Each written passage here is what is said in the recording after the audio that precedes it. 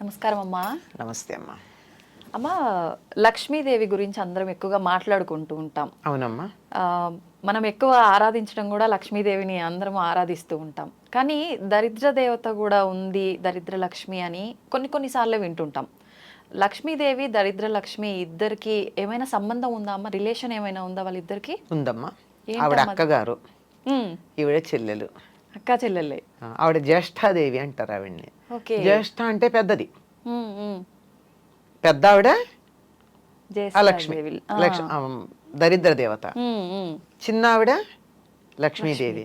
అందుకే పూర్వకాల ఇళ్లలో ఎవరి మీద కోపం వస్తే దరిద్రం అని తిట్ట దష్ట అనేవారు. అంటే జ్యేష్ఠకు సంబంధించింది దష్ట. అంటే వ్యవహారంలో అట్లా ఊర్లలో నిజంగా దష్ట అంటారు కదా, అంటే నువ్వు దరిద్రం అని అర్థం అక్కడ. జ్యేష్ఠాదేవి అని అంటే ముందు ఆవిడ పుట్టింది, తర్వాత లక్ష్మీదేవి పుట్టింది. ఎప్పుడైనా ఏదన్నా మనం చేసేటప్పుడు ఏమవుతుందమ్మా, పనికిరాంది ముందు వస్తుంది, పనికొచ్చేది తర్వాత వస్తుంది. పాలసముద్రం తరచినప్పుడు ఏమొచ్చింది? ముందు హాలాహలం వచ్చింది, అందులోంచి చెడంతా వెళ్ళిపోయింది, తర్వాత అమృతం వచ్చింది. పొలంలో పంట వెయ్యంగానే చేసే పని ఏమిటి? కలుపు తీస్తారు కొద్ది రోజుల్లో. పనికిరానివి తీసేస్తే పనికొచ్చేది ఏపుగా వస్తుంది. అట్లాగే ముందర లక్ష్మీ జ్యేష్ఠాదేవి ఆవిర్భవించి ఆ తర్వాత లక్ష్మీదేవి ఆవిర్భవించింది అని చెప్తారు. ఇది వాళ్ళకు ఉన్నటువంటి చుట్టరికం. అక్కా చెల్లెలు. ఈ అక్కా చెల్లెలు ఇద్దరు కలిసి ఉండరు. ఈవిడుంటే ఆవిడుండదు, ఆవిడుంటే ఈవిడుండదు, అంతే. ఇద్దరు ఒకటే. ఎలాగంటే నాణ్యానికి ఉన్న బొమ్మ బొరుసులాగా. నాణ్యం ఈ రెండిటికి ఉన్న చుట్టరికం ఏమిటి? ఒకదానికి ఉన్న రెండు, అంతే, రెండు సైడ్స్, అంతే అంతే, రెండు వైపులు. అలాగే ఒకే ఒక సంపదకి లేకపోవడం, ఉండడం అనేటటువంటి రెండు లక్షణాలు ఉంటాయి గనక ఆవిడ జ్యేష్ఠాదేవి, ఈవిడ లక్ష్మీదేవి. ఈవిడుంటే ఆవిడుండదు, ఆవిడుంటే ఈవిడుండదు. ఓకే అమ్మా, అసలు ఏ రకంగా వస్తుంది దరిద్ర దేవత ఇంట్లోకి? అంటే కొన్ని సందర్భాల్లో ఇల్లు శుభ్రంగా లేకపోతే వచ్చే అవకాశం, ఇలా చాలా చెప్తుంటారు. ఏ రకంగా ఉంటే దరిద్ర దేవత రాకుండా ఉంటుందమ్మా? ధర్మరాజు జూదంలో ఓడిపోయిన తర్వాత సర్వస్వం కోల్పోయి అరణ్యవాసానికి వెళ్ళాలి. అంటే దరిద్ర దేవత ఆవహించాలి కదా, సంపదలు కోల్పోయి. అవును. అప్పుడు లక్ష్మీదేవి అంటుంది, జానపద గేయం అమ్మ ఇది. ఏమంటే, చేటలో పళ్ళను చెరపడే రాజు, కట్టి విడిచిన బట్ట కట్టడే రాజు, ఆడి విడిచిన నీరు ఆడడే రాజు అని చెప్తుంది. ఇలా కొన్ని. నేను ఎలా పెడతాను అటువంటి చోటికి? ఒక్కటి సవ్యంగా లేదే. నేను ఇల్లు ఉండడానికి తగినటువంటి చోటు అంటే చేటలో పళ్ళు వేయకూడదట. ఇప్పటికీ పల్లెటూళ్ళల్లో ఒప్పుకోరమ్మా. చేటలో బియ్యం చెరుగుతారు కదా, బియ్యానికి తౌడు ఉంటుంది కదా, ఆ చేటకి తౌడు అతుక్కుని ఉంటుంది. దాంట్లో కూరగాయలు పళ్ళు గనక వేసినతో త్వరగా పాడైపోతాయి. అందుకని చాట్లో పళ్ళు వేసామంటే దరిద్రం అంటారు. అలా వేయడు. ఒకసారి కట్టి వదిలిన బట్ట మళ్ళీ కట్టడు. విడిచిన బట్ట కట్టడం దరిద్రం. చూసారా ఏ పదం వాడాం? దరిద్రం, దరిద్ర దేవత. అలాగే ఒకళ్ళు స్నానం చెయ్యగా మిగిలిన నీళ్లతో స్నానం చేయడం, అది కూడా దరిద్రం అమ్మ. ఇప్పుడు మీరు పల్లెటూళ్ళలో పెద్దలు ఇంట్లో ఎవరైనా ఉంటే స్నానం చేసేటప్పుడు ఒక బకెట్లో నీళ్లు తీసుకుంటాం, స్నానం చేస్తాం, అడుగున ఆఖరి దాకా పోసుకోం కదా, కాసి నీళ్లు మిగిలిస్తాం. ఆ మిగిల్చిన కింద పోసి బకెట్ బోర్లించి వస్తారు. ఆ మిగిలిన నీళ్లతో ఇంకోళ్ళు స్నానం చేయకూడదు. మామూలుగా అందులో నీళ్లు వదలొద్దు అనటం విన్నాం, కానీ దాని వెనకాల రీజన్ ఇదని ఇప్పుడు తెలిసిందమ్మా. కానీ ఆఖరి నీళ్లు పోసుకోకూడదు, ఆఖరి నీళ్లు పోసుకోకూడదు, వదిలిపెట్టకూడదు. కనుక వాటిని కింద పారబోసి వచ్చేస్తాం కదా. అంటే ఆడి విడిచిన నీరు ఆడడే రాజు అని ఒక జానపద గేయాలు ఇవన్నీ మనకి. ఇవన్నీ ఎక్కడ దరిద్ర దేవత రావడానికి వీల్లేని ప్రదేశాలు ఇవి. అంటే దరిద్రం రావాలంటే ఏం చెయ్యొచ్చు? విడిచి బట్టలు అక్కడ పడేసి మళ్ళీ కట్టుకోవడం, విడిచిన బట్టలు కట్టుకోవడం దరిద్రమే కదమ్మా. కంపు కొడతాయి, పాడైపోతాయి, వాసన వస్తాయి. బట్టలు బోల్డ్, they carry many things with them. అంచేత అవి. తర్వాత ఒకళ్ళు వాడిన నీళ్లు మళ్ళీ వాడడం, ఎంగిళ్ళు తినడం, అశుభ్రంగా ఉండడం, అశుచిగా ఉండడం, ఇలాంటివన్నీ కూడా దరిద్రం ఉంటుంది అని చెప్పడానికి సంకేతం. ఇలాంటి చోట ఆవిడికి నచ్చుతుందిట వస్తుంది. ఓకే. ఇది ఈవిడిలా ఉంటి చోట్ల గురించి చెప్పడం కన్నా లక్ష్మీదేవి తాను ఎక్కడుంటానో కొన్ని ప్రదేశాలు చెప్పింది. ఆ లక్ష్మీదేవి ఉంటానని చెప్పిన ప్రదేశాలకి భిన్నంగా ఉంటే లక్ష్మి ఉండదు, లక్ష్మి లేదు కనుక ఈవిడ వచ్చి కూర్చుంటుంది. లక్ష్మి తాను ఎక్కడ ఉంటానని చెప్పింది, శుచిగా ఉండాలి. శుచి అంటే మనిషి శుచిగా ఉండాలి, ఇల్లు శుచిగా ఉండాలి. అవునమ్మా. మనసు కూడా శుచిగా ఉండాలి. ఇది మెయిన్, అందరం ఇది వదిలేస్తాం. అదే కదా. మనసులో ఎంతసేపు నేను నీట్గా మంచి బట్టలు కట్టుకుని సెంట్లు అవి కొట్టుకుని ఇల్లంతా నీట్గా పెట్టుకుని కొత్త ఇప్పుడే మీరు ఏదో ఐక్యానో ఏదో రకంచి ఫర్నిచర్ తెప్పించి నీట్గా అక్కడ పెట్టాం, అంతే బా అనిపిస్తుంది. కానీ ఇంట్లోకి వెడితే అంత నీట్గా ఉన్నా ఒక్క 2 నిమిషాలు కూర్చోవాలనిపించదు, ఎప్పుడు బయటపడదామా అనిపిస్తుంది. అంటే వాళ్ళ మనసులో ఉన్నటువంటి భావాలు అంత వ్యతిరేకమైనటువంటి లక్షణాన్ని కలిగి ఉన్నాయి, ప్రతికూల లక్షణాలు. కనుక అటువంటి చోటకి లక్ష్మీదేవి ఉండదు. శౌచం లక్ష్మి ఉండాలంటే కావాల్సింది. తర్వాత ఇంట్లో ఎప్పుడు తగాదాలు దెబ్బలాటలు ఉండకూడదు, గాలి వెలుగు ఉండాలి, వెంటిలేషన్ ఎక్కువగా. చీకటి పడ్డాక దీపం ఉండాలి. దీపంలో నేను ఉంటానని చెప్పింది, పూలలో తానుంటానంది. తర్వాత ఏనుగు ముఖంలో ఉంటానంది, చంద్రుడి వెన్నెల్లో ఉంటానంది. లక్ష్మీదేవి ఉంటానని చెప్పినటువంటి వస్తువులు ఇవి. ఇవి మన దగ్గర ఉన్నట్టయితే లక్ష్మి ఉంటుంది. ఈ మధ్య ఎవరో ఈ ఏనుగు ముఖంలో లక్ష్మీదేవి ఉంటుంది కనుక ఇంట్లో ఏనుగులు పెట్టుకోండి అని చెప్పి షాప్ పేరు కూడా చెప్పారు, ఎక్కడ దొరుకుతాయో. ఇది నిజంగా అట్లా పెట్టుకోవచ్చమ్మా? అవసరం లేదు. పెట్టుకోవచ్చు కానీ పెట్టుకోవాలని ఏం లేదు. ఏనుగు ముఖాలు పెట్టినంత మాత్రం లక్ష్మీదేవి ఇంట్లోకి ఏం వచ్చి కూర్చోదు. మనం దెబ్బలాడుకుంటూ ఉంటే ఆవిడ పారిపోతుంది. ఇంట్లో ఒకళ్ళనొకళ్ళు తిట్టుకుంటూ ఉన్నా, అప్పుడు కొంతమంది ఇళ్లలో ఫ్లయింగ్ సాసర్స్ ఉంటాయి భోజనాల దగ్గర, అలాంటివి ఉన్నా లక్ష్మీదేవి పొరపాటును కూడా దరిదాపుల్లోకి రాదు. వీలైనంత దూరంగా ఉండే ప్రయత్నం చేస్తుంది, వస్తున్నదన్నా పారిపోతుంది. అంటే దరిదాపుల్లో కదా, కొన్ని రోజుల పాటు రాదు. అంచేత మనకి సంపద కావాలి అంటే నవ్వుతూ ఉండాలి. అదే చెప్తారండి, ఇంటికి సంపద ఎవరంటే చిరునవ్వు ఉన్న మొహాలట. నవ్వుకుంటూ ఎప్పుడు నవ్వగలం మనం? మనసు బాగుంటే, అందరూ ఆహ్లాదంగా ఉంటే, ఒకళ్ళ పట్ల ఒకటి శత్రుభావం లేకుండా ఉంటే అక్కడ లక్ష్మీదేవి ఉంటుంది. అంటే ఇవి లేని చోట లక్ష్మి ఉండదు. ఇంట్లో శుచిగా లేకపోయినా, దెబ్బలాడుకుంటూ ఉన్నా, పోట్లాడుకుంటూ ఉన్నా, ఏడుస్తూ ఉన్నా, ఏడ్చే చోట కూడా లక్ష్మి ఉంటుంది. ఎందుకంటే కష్టాలు ఎవరికి ఉండవమ్మా, మనుషులకు కాకపోతే మాకులకు వస్తాయా? వస్తాయి. కష్టం వస్తుంది కానీ దానికి ఏడవకూడదు. బాధపడడం వేరు, దాని వేదన చెంది దిగులు పడ్డం వేరు.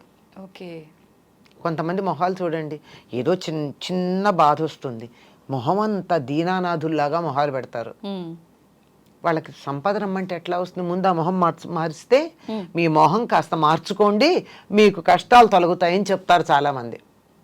మొహంలోనే కనపడతాయి. ఎప్పుడు చూసినా ఏడుపు కొట్టు మొహం వేసుకొని ఉంటావు ఇట్లా అంటుంటారు. ఏడుపు మొహం, ఈడుపు కాళ్ళు, ఈ రెండు జ్యేష్ఠాదేవిని ఆహ్వానిస్తాయని చెప్తారు పెద్దవాళ్ళు ఇంట్లో. ఈడుపు కాళ్ళు అంటే పని చేయమంటే అబ్బా అని నడవడం చకచక కాకుండా ఏమిటో అని కాళ్ళు ఈడ్చుకుంటూ నడుస్తారు. అంటే ఇష్టం లేక. అంటే సోమరితనం ఉన్న చోట లక్ష్మీదేవి ఉండదు, దరిద్ర దేవత ఉంటుంది. వీళ్ళిద్దరూ ఒకళ్ళు అంటే ఒకళ్ళు ఉండరు కదా. దీనికి చిన్న ఒక చమత్కారమైన విషయం చెప్తారు. మా ఇద్దరిలో ఎవరు అందగత్తెలు అని అడిగారట లక్ష్మీదేవిను జ్యేష్ఠాదేవి. ఎవరిని అందగత్తెలన్నా రెండో వాళ్ళకి కోపం వస్తుంది కదా. అవునమ్మా. మరి లక్ష్మి కావాలి, జ్యేష్ఠాదేవి అక్కర్లేదు. అందుకు ఆయన తెలివిగా అన్నాడట, ఇద్దరిని అక్కడ నిలబెట్టి మీరు ఇటు రండి, నువ్వు ఇటు వెళ్ళు అన్నట్ట. లక్ష్మీదేవిని ఇంట్లోకి రమ్మన్నాడు, జ్యేష్ఠాదేవిని వెళ్ళమన్నాడు. అబ్బా నువ్వు అలా బయటికి వెడుతుంటే ఎంత అందంగా ఉన్నావో అన్నట్ట జ్యేష్ఠాదేవిని. లక్ష్మీదేవిని నువ్వు ఇంట్లోకి వస్తుంటే ఎంత అందంగా ఉన్నావో అన్నట్ట. అయిపోయింది. ఎంత తెలివిగా చెప్పారు కదమ్మా. మనకు కావాల్సిందే అది. అదే కదా.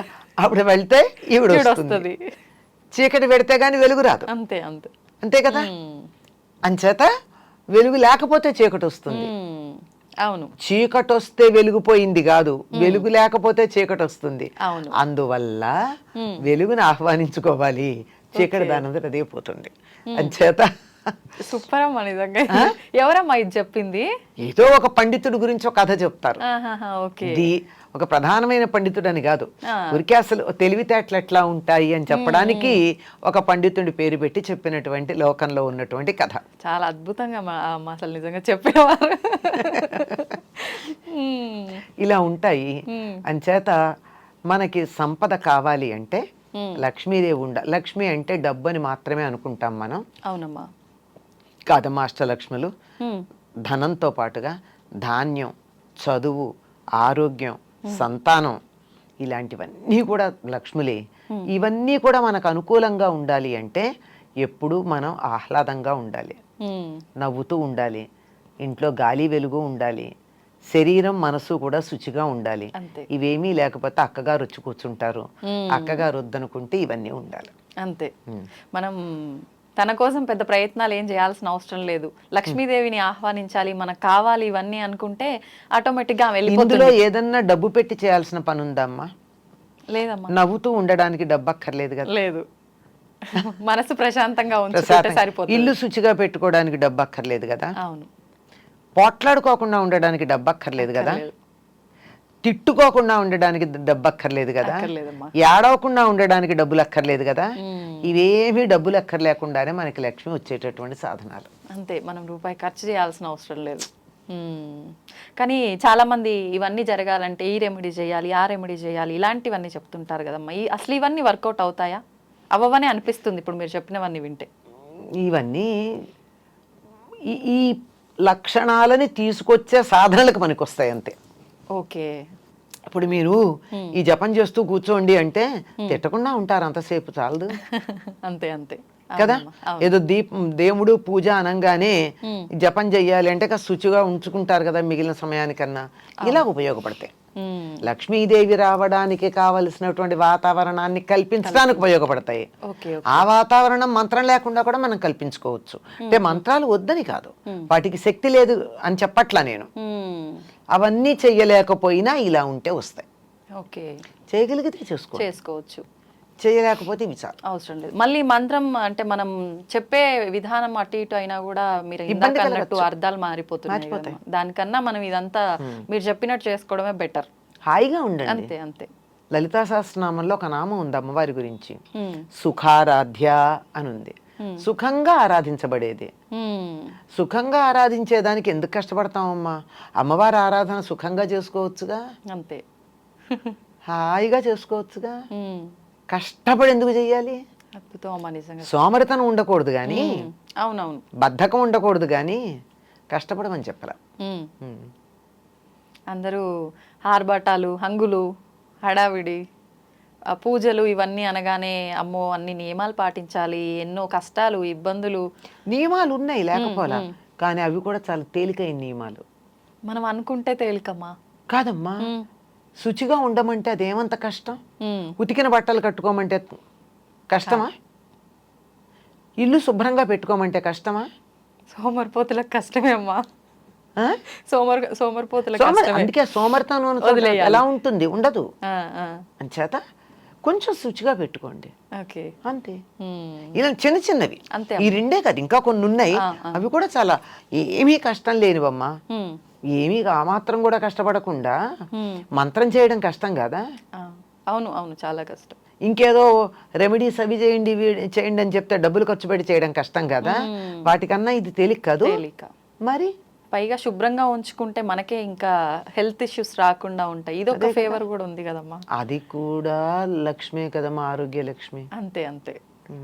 అవునమ్మా, మీరు చెప్పినట్టు నిజంగా ఆరోగ్యము ఉండాలి, డబ్బు ఉండాలి, ప్రతి ఒక్కటి ఉండాలమ్మా. డబ్బు ఒక్కటే కాదు, అన్నీ ఉండాలమ్మా. డబ్బు ఒకటి, డబ్బుతో వచ్చేది ఏం లేదు. ఆరోగ్యం ఉండాలి.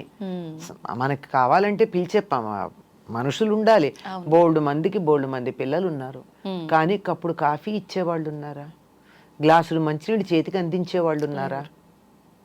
ఏదో దేశాల్లో ఉండి ఎక్కడో ఉండి బోల్డ్ సంపాదిస్తున్నారు, కోట్లు సంపాదిస్తున్నారు. ఆయా దేశాల్లో, ధనవంతమైన దేశాల్లో పెలాషియల్ బిల్డింగ్స్ ఉన్నాయి. కానీ ఇక్కడ అమ్మకో నాన్నకో జ్వరం వస్తే చూసుకోవడానికి పక్కింటి వాళ్ళ మీదో పని మనిషి మీదో ఆధారపడాలి. అవును, అది సంతాన లక్ష్మి కాదు, అది మ్మ్. సంతాన సౌభాగ్యం కాదు. సంతానం మాత్రమే ఉంది, సౌభాగ్యం లేదు. ఓకే, తెలుసుకోవాలమ్మా ఇలాంటి విషయాలన్నీ ఇంకా ఇంకా మీ ద్వారా మేము. థ్యాంక్ యూ అమ్మా, థ్యాంక్ యూ. వస్తే